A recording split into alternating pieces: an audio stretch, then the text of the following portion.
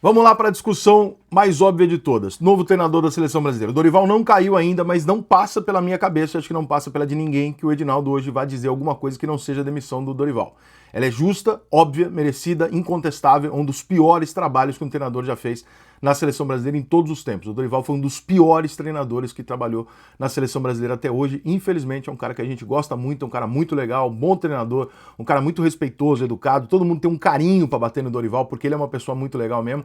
Mas, infelizmente, o trabalho do Dorival na seleção brasileira foi catastrófico. Foi catastrófico. A seleção brasileira não tem nada. Ela não melhora jogo a jogo, ela piora jogo a jogo. Não tem uma jogada, não tem nada.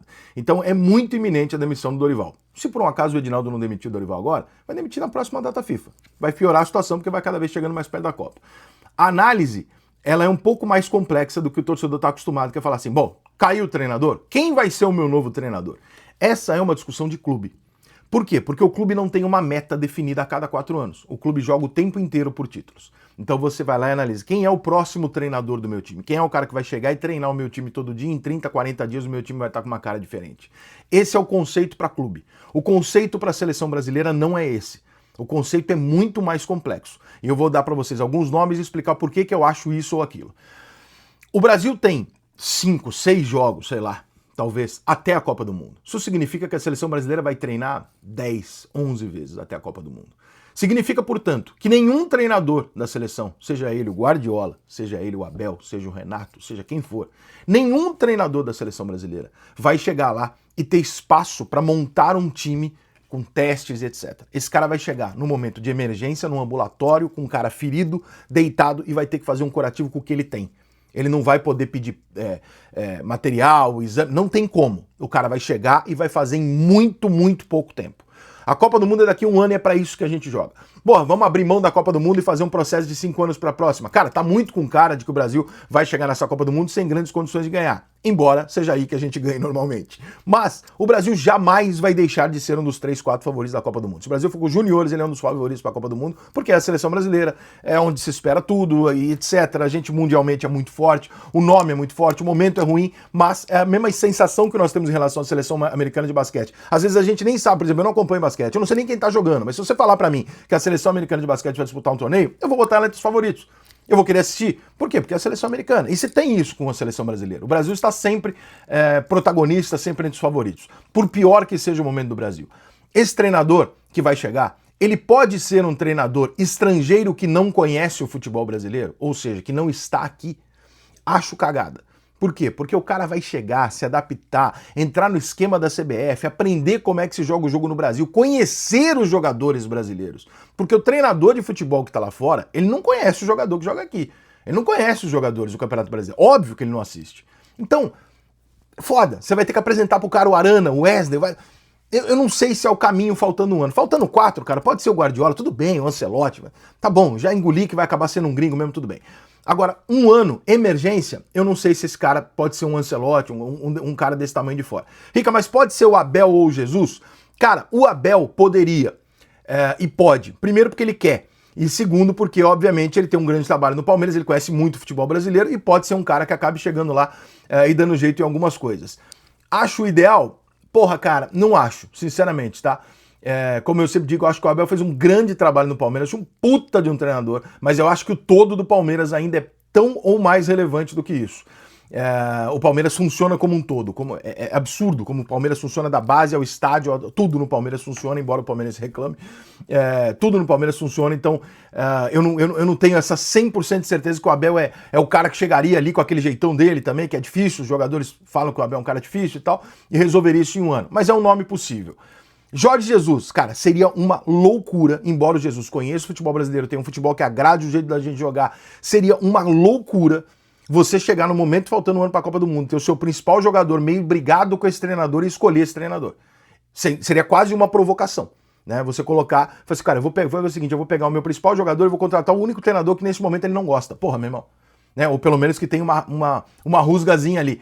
Ou você vai botar os dois no telefone e falar, ó, vocês se alinham? Se vocês se alinharem, beleza. Acho que o Edinaldo não tem nem esse culhão, mas bota os dois na linha. Se vocês se alinharem, a gente conversa. Se vocês não se alinharem, não vai dar, porque tá muito nítido para qualquer pessoa que ou o Brasil joga pro Neymar e o Neymar tá bem, ou nós estamos fodidos. Não tem a menor possibilidade de ser diferente disso. Olha o que aconteceu com a seleção desde que o Neymar saiu do time. Não tem, irmão, não adianta. Pode achar que o Neymar é isso, aquilo, que ele tá velho, que ele não joga mais, pode achar o que você quiser.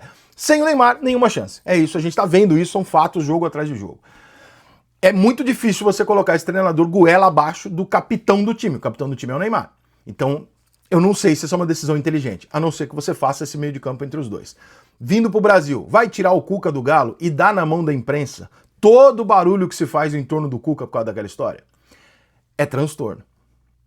Acho que merece? Acho ele foda. Mas é transtorno. É pegado. Felipe Luiz. 21 jogos como treinador de futebol, embora tenha todas as características do mundo de um cara que vai dar certo. Puta, é uma coisa muito meritocrata, mas em compensação você vai voltar no passado e falar, pô, mas já botaram o Dunga, a seleção da Alemanha já botou treinador que não era treinador, a Argentina botou Maradona, não é incomum em seleção fazer isso. De modo que o Felipe Luiz não se torna uma coisa negociável. Talvez o próprio Felipe Luiz diga, cara, eu acho que é um passo maior do que a minha perna, eu posso me quebrar nessa seleção brasileira, eu tô começando uma carreira que tá começando brilhante. Por que eu vou fazer isso? Mas eu conheço um pouquinho o Felipe. O Felipe gosta demais da seleção brasileira, ele é completamente apaixonado pela seleção brasileira. Eu não sei o quanto isso mexeria com esse cara. Eu gosto do nome, acho que pode ser uma precipitação sim. Mas no que nós temos hoje de emergência, pelo menos eu sei que os jogadores da seleção brasileira adoram o Felipe. Porque todo mundo no futebol adora o Felipe. Tite, emergencialmente, faltando um ano, faz muito sentido você imaginar e falar, peraí, quem foi o melhor treinador que o Brasil teve nos últimos anos? Tite. Os jogadores gostam do Tite? Adoram.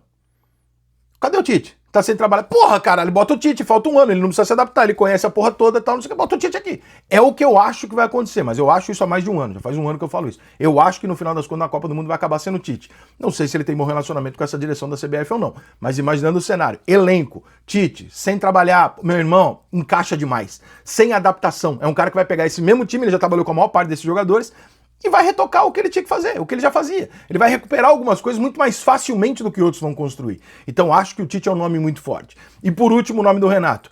E o nome do Renato, cara, é o seguinte, se o problema do Brasil for vestiário, comando, eu acho que o Renato é o cara. Só que só vai conseguir identificar isso quem tá lá dentro. O problema do Brasil é tático? Bastante. É tático o suficiente pro time do Brasil errar passe de 3 metros o jogo inteiro? Não, ali é culhão. Ali é outra coisa. Tem muito do tático, mas tem muita outra coisa ali também, né? Então, o Renato tem um papel importante. Se eu pudesse dar uma sugestão, eu faria uma dupla com o Renato e Felipe Luiz. Eu tentaria fazer uma dupla. Os dois se dão bem, os dois se gostam. Um, taticamente, é um apaixonado por tática, e o outro é um apaixonado e gênio na gestão de vestiário. Você botar esses dois caras juntos, que nem já foi Parreira e Zagallo, Felipão, eu acho que pode dar uma liga ali de ter alguma coisinha pra salvar na última hora, porque são dois caras que vão conseguir comunicar pro grupo. Rapaziada, é o seguinte, ninguém acreditando na gente. Somos nós aqui um ano fechado para resolver essa parada. E é nessa base que o Brasil costuma funcionar. Nunca pressionado para ganhar, mas sempre pressionado para reverter. Então, eu faria alguma coisa nesse sentido. Tem um porém no Renato, que é uma coisa que eu também falo há algum tempo, porque eu já ouvi isso de dentro da própria CBF, de dentro de alguns amigos deputados em Brasília, que o Renato seria quase inviável na seleção brasileira por questões políticas. Hoje a CBF, ela responde muito a deputado. A CBF responde mais para Brasília. É uma coisa bizarra, mas é isso. O Edinaldo permitiu que a CBF chegasse nesse nível de ser refém de política no Brasil. Cara, é muito difícil imaginar que a CBF vai livremente se permitir, num ano de eleição, a 3 meses de uma eleição para presidente, colocar um treinador e um camisa 10 que são declaradamente de um lado. E são um lado contrário ao governo atual. Tem interferência política na CBF, eu afirmo isso, tem a interferência política na CBF, isso não é uma suposição, existe. Eu não sei qual é o tamanho, mas eu acho difícil que a CBF compre esse barulho de falar, cara, que se foda. Porque eu acho que o que se foda vai ficar no telefone do tipo, não, pelo amor de Deus, e se o Brasil ganhar a Copa? Porra, se o cara vira 2-0 nacional, pô, fudeu. Não, é um risco, você tem que calcular isso politicamente. Então, tem todas as questões. Além do que, o Renato Gaúcho, por posição política ou pelo estilo dele, seja o que for, ele também é um cara meio perseguido, assim como o Neymar. A imprensa não gosta da figura do Renato. A imprensa só gosta de um tipo de gente, vamos ser justos. A imprensa só gosta de quem concorda com ela e bate continência pra ela. Como o Renato nunca bateu, o Romário, são pessoas que a imprensa não gosta. O Renato vai ser perseguido. O Cuca vai ser perseguido. Pra você dar o que a imprensa quer, você dá um gringo. Você dá um gringo, a imprensa vai lamber as bolas do cara. Se você quiser dar o melhor pro time, você observa futebol dentro do vestiário e entende o que tá acontecendo. Eu não tô no vestiário. Eu não sei nem se o Edinaldo tá. Mas essa função, então, talvez fosse do Rodrigo Caetano dizer pro Edinaldo, e eu imagino que ele esteja dizendo, Edinaldo, é fulano. O problema é esse, e é fulano. Tenho 40 anos de futebol, o problema é esse. Essa resposta quem tem é o Rodrigo. Não somos nós aqui de fora. Muito dificilmente o Edinaldo, porque mesmo se ele estiver dentro do vestiário, ele acha que ele é incapaz de entender aquilo. O Edinaldo é inacreditável. E é isso, cara. Esses são os nomes, essas são as possibilidades, os porquês, o sim ou não. Se você falasse pra mim, pra fechar, Rica, escolhe o seu treinador da seleção brasileira, a minha primeira opção seria ligar pro Felipe Luiz e pro Renato e falar, vamos fazer uma dupla aqui? Porque aí um blinda o outro, o Renato não tá sozinho, a imprensa pra bater vai ter que bater no Felipe também, você meio que blinda o Renato e tal, e a gente resolve aqui vestiário, parte tático, caralho, vamos fazer um bem bolado aqui, vamos pra frente. Seria a minha primeira opção, fazer uma dupla dessa, e porque são dois caras que eu sei que os jogadores amam.